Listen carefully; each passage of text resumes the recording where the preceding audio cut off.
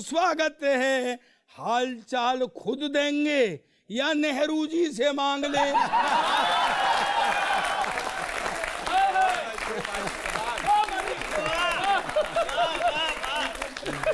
नेहरू जी के 2G जी पे ध्यान देना। जी 2G 3G और 4G की बड़ी सफलता है।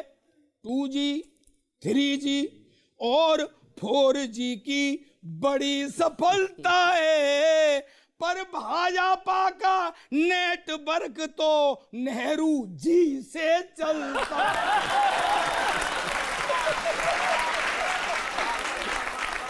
कई डिबेटों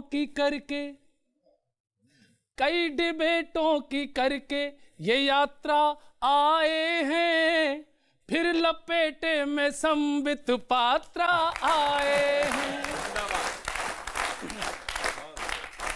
न्यूज चैनल्स की हो आप TRP,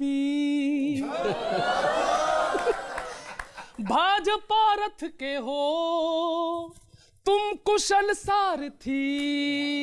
अब बजाना सीने में दर्द पुरी का अभी भी छुपाए हैं,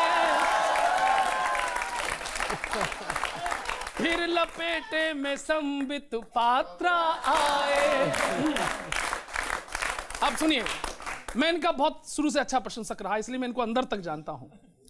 इस अखाड़े में तुम हट्टे कट्ठे से हो, तर्कों से फायर करो, देसी कट्टे से हो। अब अगर इशारा पहुंच जाए तो संबित जी के सम्मान बजाना। देसी कट्टे से हो, 5 ट्रिलियन में कितने जीरो ये गिन कर आए, फिर से लपेटे में संबित पात्रा आए। वाह वाह वाह वाह वाह। प्रवक्ताओं का कभी इतिहास लिखा जाए तो आपके बारे में क्या लिखा जाए, आप क्या चाहेंगे? देखिए, किशोर जी, गौरव जी, फौजदार जी, आप सबने अभी अपने अपने तरीकों से मेरे विषय में कहा। 2-3 चीज़ें मैं कहना चाहूँगा। मैं इससे पहले भी लपेटे में आता रहा हूँ।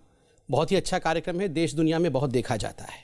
आज मैं अकेले क्यों बैठा हूँ, इसके पीछे का पूरा जो कार्यप्रणाली है, इसके पीछे जो रहस्य है वो बताता हूँ। अब देखिए, कांग्रेस वाले, सपा वाले, बसपा वाले अपने प्रवक्ता भेजते नहीं हैं।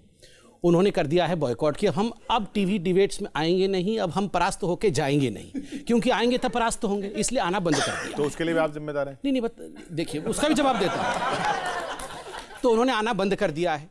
ऐसे में कार्यक्रम चलेगा कैसा?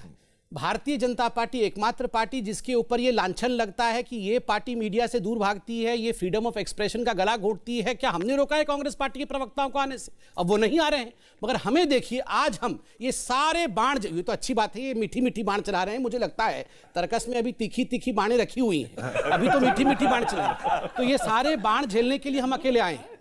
एक गरीब हमारे पास भी है, इसकी भी संबित जी, शो में आप वो गरीब कभी गरीब नहीं हो सकता है। दोनों चीजें हैं। देखिए, गरीब ही होता है। दोनों चीजें हैं फौजदार भाई। ऐसा है कि कभी गरीब ही होता है और दूसरा है कि वो कभी गरीब हो ही नहीं सकता है, उसका दिल इतना अमीर होता है। दिल से अमीर होता है। गरीबी से ही कविता निकलती है जी। और याद रखिए, अमीरी से भोग निकलता है, गरीबी से कविता निकलती है। और इसलिए आप गरीब और अमीर दोनों हैं। एक ऐसी प्रजाति है जो अपने आप में अलग है। तो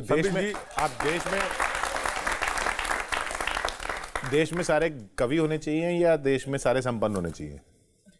देखिए, देश में ये बिल्कुल सही बात है, आपका प्रश्न बिल्कुल उचित है। देश में सारे संपन्न होने चाहिए। मैं इसका जवाब बिल्कुल देता हूं। 70 वर्षों तक सब कवि थे, हाँ, सभी गा रहे थे। अब देखिए, सब सेटल हो रहे हैं। संबित जी, इस शो में आपका स्वागत है। मैं कानपुर से आया हूँ। पहले शो में जब आप आए थे तो मेरी एंट्री भी आपके साथ में हुई जी बिल्कुल। मैं आशु कवि हूँ। आशु कवि मतलब होता है जो तुरंत कविताएं लिख दे।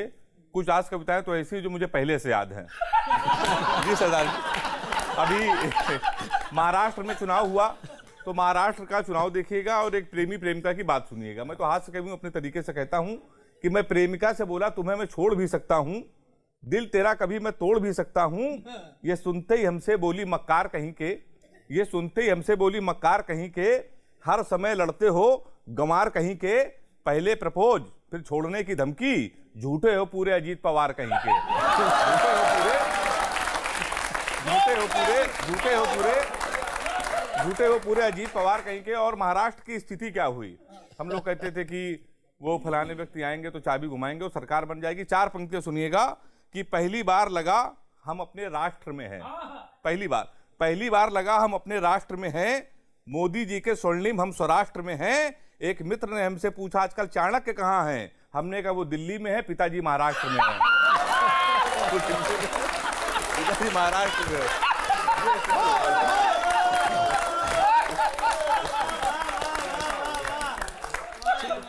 किशोर भाई और जनता जनार्दन भी, और खास करके मेरे कवि मित्रों के लिए मैं तो चाहता हूं कि आप तो चूंकि तत्क्षणात कविता लिख भी देते हैं, मैंने जो बोलूंगा उस पर भी कविता लिखना आप जरूर।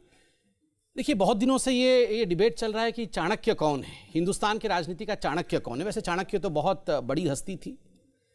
चाणक्य और शकुनी में फर्क करना आना चाहिए। कौन चाणक्य और कौन शकुनी है ये हम सबको पता होना चाहिए। कभी कभी हमसे गलतफहमी होती है कि शकुनी को चाणक्य कह बैठते हैं। देखिए, शकुनी वह होता है जो पासा फेंकता है और जो जैसा पासा वो चाहता है वैसा पासा फेंकता है। संख्या भी उसी हिसाब से आती है। ये राजनीति तो संख्या का खेल है, संख्या भी उसी हिसाब से आती है। सरकार भी बन जाती है, सब कुछ होता है, मगर कुल मिला के शकुनी अपने कुल को ही बर्बाद करता है। अपने कुल के विनाश का कारण शकुनी